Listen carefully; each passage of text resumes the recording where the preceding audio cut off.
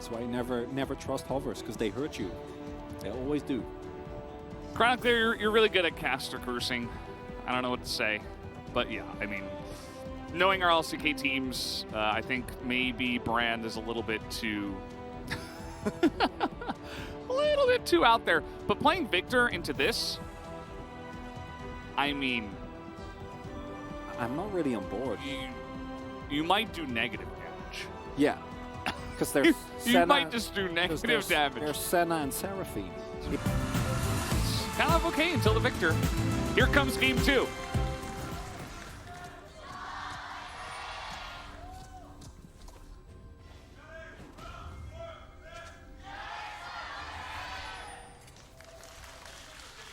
All right, off we go, back onto the Rift. And we're going to need to see some excellent play from Zeka. I want him to prove to us why we keep seeing the Victor in the weirdest of spots. Because right now it just feels like the, oh, I don't know, I don't want to take the risk pick, you know? It's like, oh, it's a control mage, it's like I wanted to play Orianna, but nah. Yeah, you know my opinion on the matter. And it's one of the things that people often talk about when we talk about the LCK as a region. What are the weaknesses? Obviously, individually, our players still incredibly strong. Last year's Worlds was a testament to that as well. But the results in terms of internationals also don't lie. And it's never just the draft, but drafts definitely play a big part. And we have seen that the LCK at times can struggle and just falls back to comfort. That can be a Victor, or that can be a Jace in the case of T1. Last MSI, for example, as well. A pick that was not necessarily situated very on the meta, had been nerfed as well. And even in the extremely capable hands of Zeus, was not really able to get anything done. He is playing Ghost Fiora this time around, though, so I'm excited. That's going to be great. This is how you ignore the lane, by the way. Yes, myself included, very much looking forward to the Fiora angle. But this is kind of what you lose plates, and they get a lot of control very early on. Okay, handshook, Guma in a little bit of trouble here. He will have to flash away with that ignite as well ticking. And there it is. They find and engage. The handshake is big from Barrel. So as I was saying, obviously early game, you have to be a little careful, because pre-lost chapter and even post, you don't win a lot at all. Oh, they're just going to engage. There's the root after the Viego stun. And if you've got a jungler, anything is possible. Yoshik up on the top side of the map. They're able to convert a kill onto Renata. So big. Gets Guma further ahead, means that they can get the shove in here. And it really is specifically pre-lost chapter that you really have a good window to deal with. Chapter becomes really hard to shove consistently. Every single time Senna's going to hit a Q, you're going to have to be careful for the beat drop, and Zeus might have to be careful as well. Yeah, Ignite's coming in as Ghost is popped, though. No flash, and yeah, he's just too fast. So, at the end of the day, this gigantic roam up to the top side not going to amount to too much for Barrel, and he'll have to slink his way down to the bottom lane again. One win that Pioshik got while that top side play was set up by Owner, or rather, as an extent of that, is that Pioshik was able to invade in the T1 top side and able to at least gain an advantage in terms of camps. So Owner is going to be a little bit behind the curve in terms of money. Experience not so much, because he was in the bot side as... Okay. Here they go. Trying to never move as the stun will come in. Is the damage there, though? The question, and the answer will be no. Zeka throwing down the Chaos Storm as well, just trying to push them off of this one.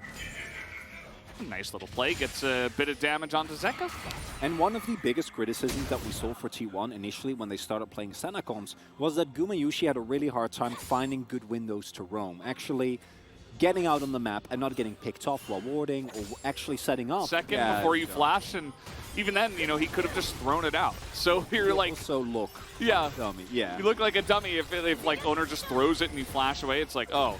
But instead, you just get flashed on and you don't get to move. So the fact that Barrel didn't flash, you know, I absolutely can't blame him for it in this case, you know? I agree. So just a really great timing, I would say, from Owner, if anything else. You know, this guy has just been just super clean today. Hard to take anything away from him. Gets a big assist there. As this first streak is going to go the way of DRX. So they will continue with their Drake stacking. we'll see how Drake 2 goes. Drake 2 was the really big one for T1 last time around. That was the one they were able to pick up, which bought them a lot of time, but this game already looking very different. In the previous one, Yoshi got completed. Oh, carry. It's call, yeah, he doesn't have flash. His handshake comes in, and yeah, that's going to happen as the sun will come down. Faker's going to pop Ghost here with his unsealed spellbook. Not going to... And then you just 2-tap him, which is what happened last time around, and not something you often see with Zeus. And talking about him, he's having a great time, because Pioshik has generally been tracked, and we might be having a skirmish on our hands here. Yeah, everybody making their way, but Keria just TP bot, so will be 5v4 in favor of DRX here for the beginning. Faker gonna get handshaken as well. Chaos Storm on top of him, but he is swaying at the end of the day. Barrel will get rooted down. Stun comes out from Owner, but they're really just trying to secure this objective. T1 will let them have it, especially because Keria not able to get there on time. He's at least able to push in the wave and deny that from the side of DRX, but other than that, still a big objective pickup for DRX. Yeah, really nicely done. And T1 had either had to have Keria there 20 or 10 seconds earlier even, because then you can hard force a fight and rely on the Seraphine ultimate to turn. Not great at dealing turret damage, so even leaving her alone with the plates doesn't amount to that much generally. And as a result, very nice trade. DRX able to, again, find some momentum in the early game, and they've been very consistent down for these last 2 games. Pioshik looking for a gank, but he doesn't know Valdez. He doesn't know, as that's going to be a huge amount of damage already. Heartbreaker is going to miss, but the Fiora comes in, and not even the ult here from Pioshik will help. Zeus incredibly fast. He's going to riposte as well. And Pioshik says, okay, you win this time. And another excellent timing from Owner. You're losing your inhib. Yeah, you're losing your inhib. Fiora thing. Can't deal with it. And yeah, I mean, this was counterpicked, as here we go. The grand challenge is in, but the needles are sustaining him, and that's going to be Zeus reading this position very nicely. He says, no, this looks a little bit strange. Let me just back away and feel the pressure and not die. Ooh, Barrel was here too. Yeah, I don't think he stole Barrel. We do see T1, maybe they did. We do Apparently see it's resolved. So we're back in the game. Hopefully nothing too big.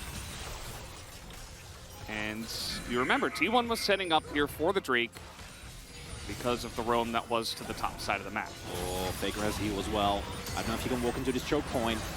He's going to miss that never move, but here he goes. He's going to tank him up and see you later, Swain! As the Viego will get that. Owner catches it after the smite. And Faker's like, thank you for the disengage, I guess. 22 health on that Drake. that was not that. And the worst part is, for DRX, that might be exactly the same situation. Now, the overall feeling of this game is different because they do have Gwen, and they have the Victor available. So there is definitely a lot more reliable and range damage. But then T1 also has Seraphine and Senna. And if there is a little bit of a Mar build, a little bit harder. But T1 did a great job to secure it, even though it was close on the smite. That was too early. But either way, T1 able to buy themselves some more time. DRX trying to push in a bit more with this second Rift Herald, but TP now coming in. They're going. Yeah, 5 members of T1 will commit to this one. As in goes Faker. Let's see the knockback this time from Pioshik. A huge encore onto 2, and the follow-up of the Dawning Shadows is massive. Able to burst a couple of them down. Deft is getting a lot of damage, but he cannot burn through Faker. He nearly kills Zeus. He was so close, but it was not enough at the end of the day. As Owner's looking for more, he's not done here. King in. Oh, he's going to land it perfectly in the shadow. As Owner will pick up yet another kill, and just like that, T1 are on the board early. Well, I think it was 3 people and keeps them busy for as long as they do, too. Then it's good luck. Like, the fight is way worse. And it was already not great. The team fighting power of this composition already showing its full force. And as a result, I think it's going to be an uphill battle for DRX. And even though Deft has done magical things on this Kalista, it's so much harder this time around. It's so much more difficult. I mean, you consider the fact that, okay, DRX did pick up this objective at least. So they are going to take down the mid turret. They're going to try to use this pressure to pick up this first Hextech Drake. Consider there's no Hecarim this time. There's no Ahri. There's a lot less setup. here on the side, but Faker might just walk straight into multiple members. Nope, just Pyosik Hex flashing away. Where is Pyosik? Looks like we found out. Who are? No, I don't know. We know these players, I think actually. we do know these players, yeah. And now it's T1 from ahead, and you can see they're able to get a nice setup. DRX don't feel confident to fight it, and now you're really behind the 8 ball. You're not even stacking relevant Drakes. Your team fighting is way worse. And I just can't wait to see if Deft is going to be able to do any damage in any of these fights. All of the Victor damage is going to be healed. Yeah, maybe King can do something. So the T1 comp is heavily favored. There are some angles for DRX that I want to highlight in case they do get a crazy Hail Mary, barring the usual, which is people getting caught in side lanes, which both Zeus and Faker are considerably hard to take down, and there is some global with Gumayushi being able to happen. And oh yeah, the side laning, that's another thing. The T1 can fight and side lane. Joji's here, but Guma does an excellent job of just zoning him away with the root, as the damage will be enough. Even Guma able to skirt around there. 80 stacks right now, 81 for Guma. 20 minutes into the game. And this one feels a lot safer for T1. They really had to work in game. Amar, meaning that the damage of both King and Zeka is going to be less relevant. He can play very far forward, and he is what boils down to 2 enchanters backing him up. And Swain. We haven't even talked about Swain yet. Yeah. What about Swain, Valdez? What about him? Well, he does a lot. Yeah, he does. Look at this choke point. I mean, you're never making it through here. And yes, the Encore goes wide, but like, who cares? They're going to get the Drake. He zones him away. Zoning ult for real. You know what the problem is? Is that not even Carrier can look badass while like throwing the Q into a choke. And we know what it's doing. It just doesn't look as impressive. That is true. Pyosik down a couple of levels here, and he's trying to get something done. The flash handshake is just desperation at this point. I mean, if you could potentially pick off Guma, then, you know, perhaps you go into a Baron or you try to flip it somewhere, but not going to do much. And that's another problem. The DRX comp actually has a very low amount of CC. It's Deft's list, so still need to make sure that you properly respect. Also, Faker's barriers to lane show his dominance. Yeah. Zeus is going to get close to getting that ultimate available and deceptively low cooldown. It's 5 seconds. Yeah, he could try to push it in here. He's got Ghosts as well. Here we go. Speaking of which, there's 1, 2, 3, 4, as the Grand Challenge will be complete, and even Owners here, as the Needles will come in. The Ignite is not going to do nearly enough. Absolutely didn't need Owner. Even Faker's there, you know, because why not? It's not like DRX are going to rush down the Baron at this point.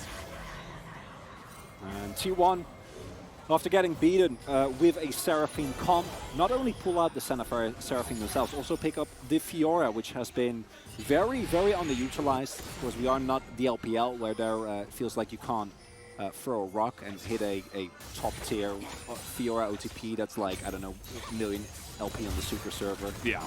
There's a lot of those.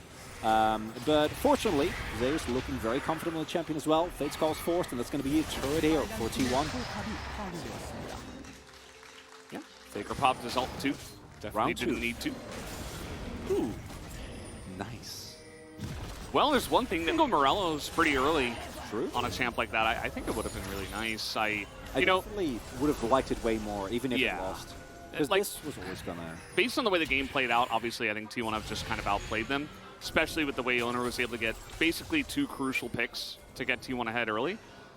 But yeah, would have really liked to see that pick, as now DRX, they are going to attempt to stop the Hextech Soul from being detected here, as the root will be flashed by Zeka. And Zeus is on the backside. That is very scary. Here comes Faker. The hammer down, not going to hit. And that's a double encore again as a massive Berserk comes in, but that does not matter at all. As the flash comes in from Carrier, still trying to keep them at arm's length. As you see Zeka and Pyosik. Zeka and Deft still trying to lay down that damage, but they don't have a front line at this point. Pyosik is going to be burst down as Carrier just boops him on the head with the Q. and now they don't really have a front line. So Zayas and the rest of the team will just run them down and take the Hextech Soul. TP's in the bottom side. Looks like T1 have secured the match. And unlike game number 1, where T1 was able to get put behind in the early game, DRX really bringing it to them this time around. None of that. It is T1 dominance, start to finish. Love the draft, love the way they played it out, and a very welcome look that I'm hoping that T1, you don't always need to play this way, but knowing it is in your arsenal is such a big boon to this team. So scary. How do you ban against this team? It's really difficult as there's too much stuff to ban at this point. The exhaust comes in, the double root as well, because everybody is slowed. And that is going to be the end of this game. The Encore is going to miss, but it does not matter. 2 more kills on deck here for the side of T1 as they're trying to pad their stats, as every team does. But they will eventually go ahead and take down the Nexus. GG 2-0 for T1 tonight. As T1 getting a important victory here.